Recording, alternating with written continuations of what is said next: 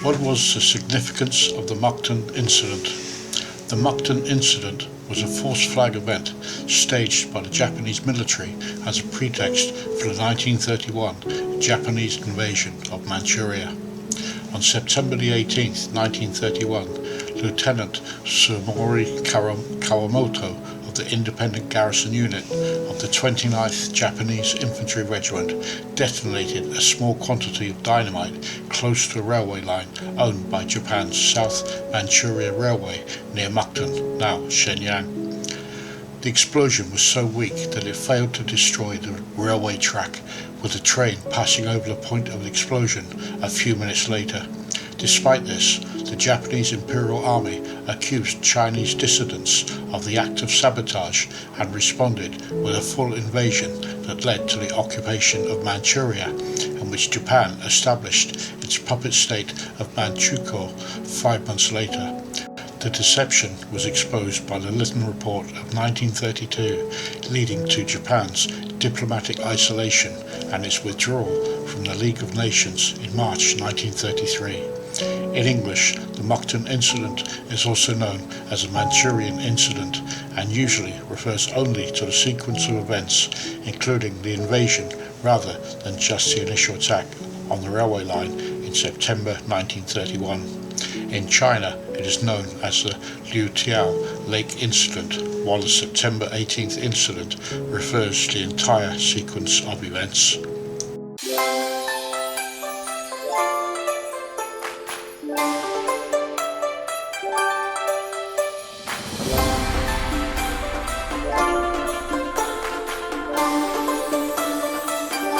For the past 2 years, I have worked in Shenyang, the capital of Liaoning province, for around 8 months of the year.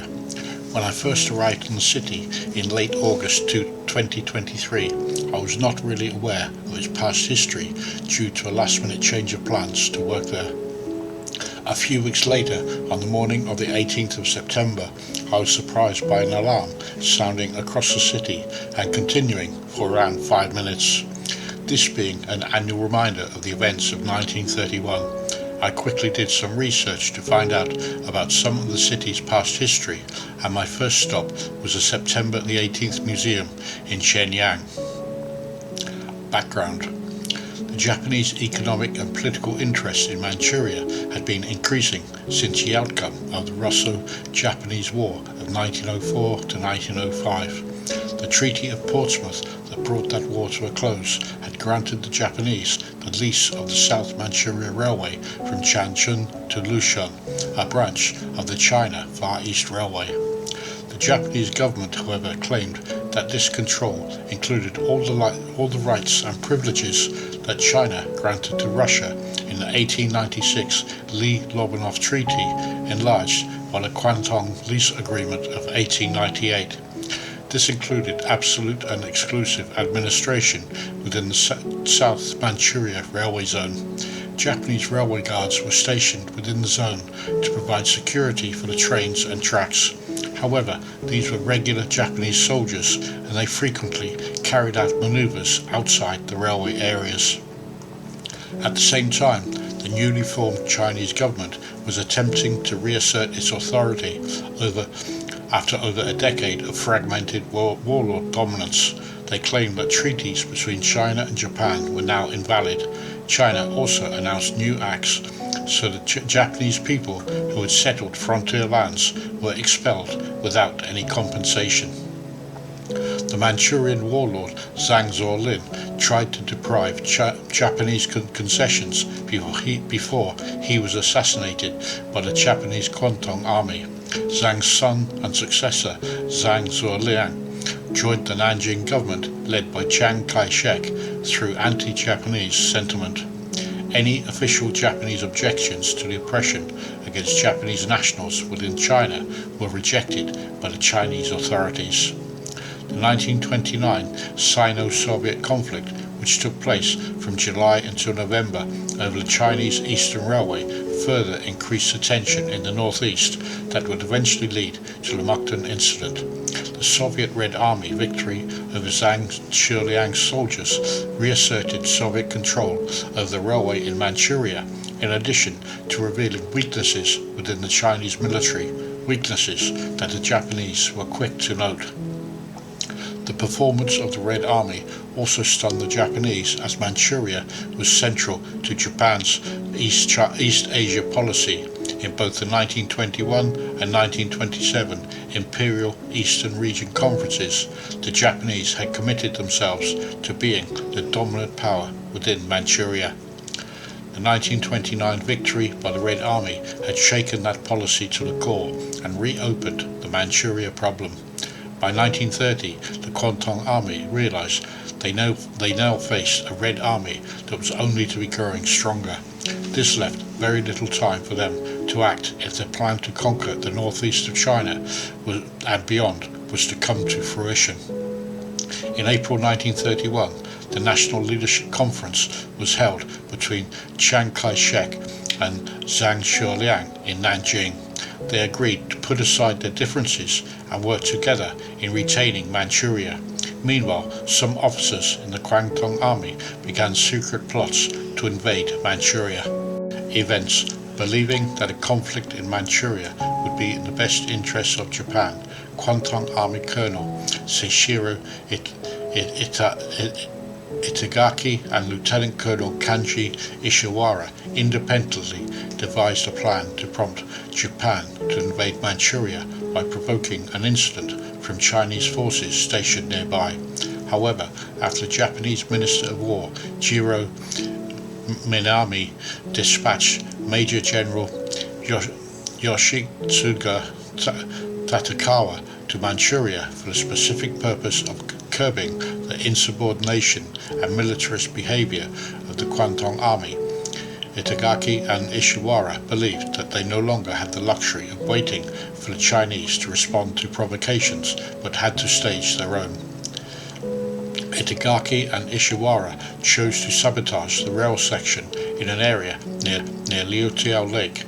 The area had no official name and was not militarily important, but it was only 800 meters away from the Chinese garrison of Beidaying, where troops under the command of the young Marshal Zhang Shuoliang were stationed. The Japanese plan was to attract Chinese troops by an explosion and then blame them for having caused the disturbance in order to provide a pretext for a formal Japanese invasion. In addition, they intended to make the sabotage appear more convincing as a calculated Chinese attack on an essential target, thereby making the expected Japanese reaction appear as a legitimate measure to protect a vital railway of industrial and economic importance. The Japanese press labeled the site Liutiao Ditch or Liutiao Bridge, when in reality the site was a small railway section laid on an area of flat land. The choice to place the explosives at this site was to preclude the extensive rebuilding that would have been necessitated had the site actually been a railway bridge. Incident at Mukden. Colonel Seishiro Itagaki, Lieutenant Colonel Kanji Ishiwara, Colonel Kenji Doihara, and Major Takayoshi Tanaka had completed plans for the incident by May 31st, 1931. The plan was executed when First Lieutenant Suemori Kawamoto of the Independent Garrison Unit of the 29th Infantry Regiment, which guarded the South Manchuria Railway, placed explosives near the tracks but far enough away to do no real damage. At around 10:20 p.m. on September the 18th, the explosives were detonated.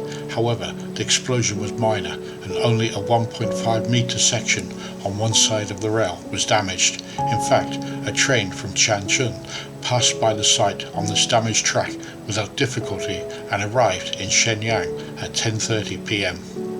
Invasion of Manchuria. On the morning of September the 19th, 2 artillery bases installed at the Shenyang Officers Club opened fire on the Chinese garrison nearby in response to the alleged Chinese attack on the railway. Zhang The small air force was destroyed, and his soldiers fled their destroyed Beidiang barracks as 500 Japanese troops attacked the Chinese garrison of around 7,000. The Chinese troops were no match for the experienced Japanese troops. By the evening, the fighting was over, and the Japanese had occupied Mukden at the cost of 500 Chinese lives lost and only 2 Japanese dead. At Dalian, in the Kwantung Leased Territory, Commander-in-Chief of the Kwantung Army, General Shigeru Honjo, was at first appalled that the invasion plan was enacted without his permission, but he was eventually convinced by Ishiwara to give his approval after the act. Honjo moved the Kwantung Army headquarters to Mukden and ordered General Senjuro Hayashi of the Chosen Army of Japan in Korea to send in reinforcements. At 4 a.m. on the 19th of September, Mukden was declared secure. Zhang Shiliang personally ordered his men not to put up a fight and to store away any weapons when the Japanese invaded. Therefore, the Japanese soldiers proceeded to occupy and garrison the major cities of Changchun and Dandong and the surrounding areas with minimal difficulty. However, in November, General Ma Zhanchang, the acting governor of Heilongjiang, began resistance with his provincial army, followed in January by Generals Ding Chao and Li Du with their local Jilin provincial forces. Despite this resistance, within 5 months of the Mukden Incident, the Imperial Japanese Army had overrun all major towns and cities in the provinces of Liaoning, Jilin and Heilongjiang. Aftermath. Chinese public opinion strongly criticized Zhang Shiliang for his non-resistance to the Japanese invasion, while the Japanese presented a real threat. The Kuomintang directed most of their efforts towards eradication of the Communist Party. Many charged that Zhang's northeastern army of nearly 250,000 could have withstood the Kwantung army of only 11,000 men. In addition, his arsenal in Manchuria was considered the most modern in China, and his troops had possession of tanks, around 60 combat aircraft, 4,000 machine guns and 4 artillery battalions. However, the reality was that Zhang Shiliang's seemingly superior force was undermined by several factors. The first was that the Kwantung Army had a strong reserve force that could be transported by railway from Korea, which was a Japanese colony directly adjacent to Manchuria. Secondly, more than half of Zhang's troops were stationed south of the Great Wall in Hebei province, while the troops north of the wall were scattered throughout Manchuria. Therefore, deploying Zhang's troops north of the Great Wall meant that they lacked the concentration needed to fight the Japanese effectively. Most of Zhang's troops were undertrained, poorly led, poorly fed, and had poor morale and questionable loyalty compared to their Japanese counterparts. Japanese secret agents had permeated Zhang's command because of his father Zhang Zuolin's past reliance on Japanese military advisors. The Japanese knew the northeastern army very well and were able to conduct operations with ease. The Chinese government was preoccupied with numerous internal problems, including the issue of the newly independent Guangzhou government of Hu Hanmin, Chinese Communist Party insurrections, and the 1931 China floods of the Yangtze River that created tens of thousands of refugees. Moreover, Zhang himself was not in Manchuria at the time, but was in a hospital in Beijing to raise money for the flood victims. However, in the Chinese newspapers, Zhang was ridiculed as General Non-Resistance. Because of these circumstances, the central government turned to the international community for a peaceful resolution. The Chinese Foreign Ministry issued a strong protest to the Japanese government and called for the immediate stop to Japanese military operations in Manchuria and appealed to the League of Nations on September the 19th. On October the 24th, the League of Nations passed a resolution mandating the withdrawal of Japanese troops to be completed by the 16th of November. However, Japan rejected the League of Nations resolution and insisted on direct negotiations with the Chinese government. Negotiations went on intermittently without much result. On November 20th, a conference in a conference in the Chinese government was convened by the Guangzhou faction of the Kuomintang, insisted that Chiang Kai-shek step down to take responsibility for the Manchurian debacle. On December the 15th, Chiang resigned as the chairman of the nationalist movement and was replaced as premier of the Republic of China by Sun Fo, son of Sun Yat-sen. Jingzhou, another city in Liaoning, was lost to the Japanese in early January 1932. As a result, Wang Jingwei replaced Sun Fo as the premier. On January 7, 1932, United States Secretary of State Henry Stimson issued his Stimson Doctrine that the United States would not recognize any government that was established as a result of Japanese actions in Manchuria. On January 14th, a League of Nations Commission headed by Victor Bulwer-Lytton, 2nd Earl of Lytton, disembarked at Shanghai to examine the situation. In March, the puppet state of Manchukuo was established with the former Emperor of China, Puyi, installed as head of state. On October 2nd, the Lytton Report was published and rejected the Japanese claim that the Manchurian invasion and occupation was an act of self-defense, although it did not assert that the Japanese had perpetrated the initial bombing of the railroad. The report ascertained that Manchukuo was a product of Japanese military aggression in China, while recognizing that Japan had legitimate concerns in Manchuria because of its economic ties there. The League of Nations refused to acknowledge Manchukuo as an independent nation. Japan resigned from the League of Nations in March 1933. It thereafter became more aggressive in China. Colonel Kenji Doihara used the Mukden Incident to continue his campaign of disinformation. Since the Chinese troops at Mukden had put up such poor resistance, he told Manchukuo Emperor Puyi that this was proof that the Chinese remained loyal to him. Japanese intelligence used the incident to continue the campaign to discredit the murdered Zhang Zuolin and his son Zhang Shiliang for misgovernment of Manchuria. In fact, drug trafficking and corruption had largely been suppressed under Zhang Zuolin. Controversy. Different opinions still exist as to who caused the explosion on the Japanese railroad at Mukden. Strong evidence points to young officers of the Japanese Kwantung Army having conspired to cause the blast with or without direct orders from Tokyo. Post-war investigations confirmed that the original bomb planted by the Japanese failed to explode and a replacement had to be planted.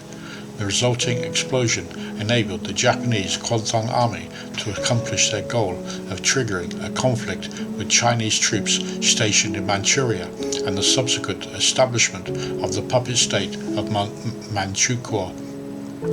The 9/18 Incident Exhibition Museum at Shenyang opened by the People's Republic of China on September 18, 1991, takes the position that the explosives were planted by Japan.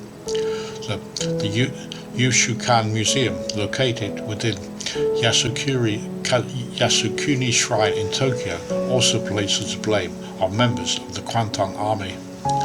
David Bergamini's book, Japan's Imperial Conspiracy, has a detailed chronology of events in both Manchuria and Tokyo surrounding the Mukden Incident. Bergamini concludes that the greatest deception was that the Mukden Incident and Japanese invasion were planned by junior or hot-headed officers, without formal approval by the Japanese government. However, historian James Wieland has concluded that senior commanders had tacitly allowed field operatives to proceed on their own initiative, then endorse the result after a positive outcome was assured. In August 2006, the Yomiuri Shimbun, Japan's top-selling newspaper, published the results of a year-long research project into the general question of who was responsible for the Showa War.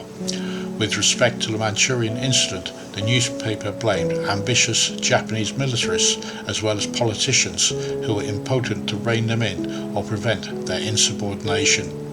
Debate has also focused on how the incident was handled by the League of Nations and the subsequent Lytton Report. A.J.P. Taylor wrote that in the face of its first serious challenge, the League buckled and capitulated. The Washington Naval Conference guaranteed a certain degree of Japanese hegemony in East Asia. Any intervention on the part of America would be a breach of that already mentioned agreement. Furthermore, Britain was in crisis, having been recently forced off the gold standard.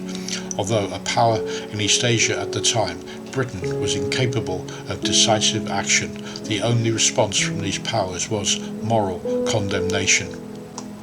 Historiography. In 2017, the Chinese Communist Party officially recognized the Mukden Incident as the start of its war of resistance against the Empire of Japan, as opposed to the 1937 Marco Polo Bridge Incident. Remembrance. Each year at 10 a.m. on the 18th of September, air raid sirens sound for several minutes in numerous major cities across China. Provinces include Heilongjiang, Jilin, Liaoning, and others.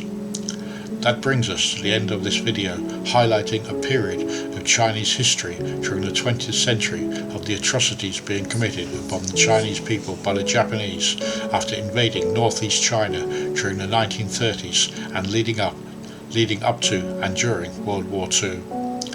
If this video has helped in your understanding of past historic events here in China, then your subscribing to my channel would mean a lot to me.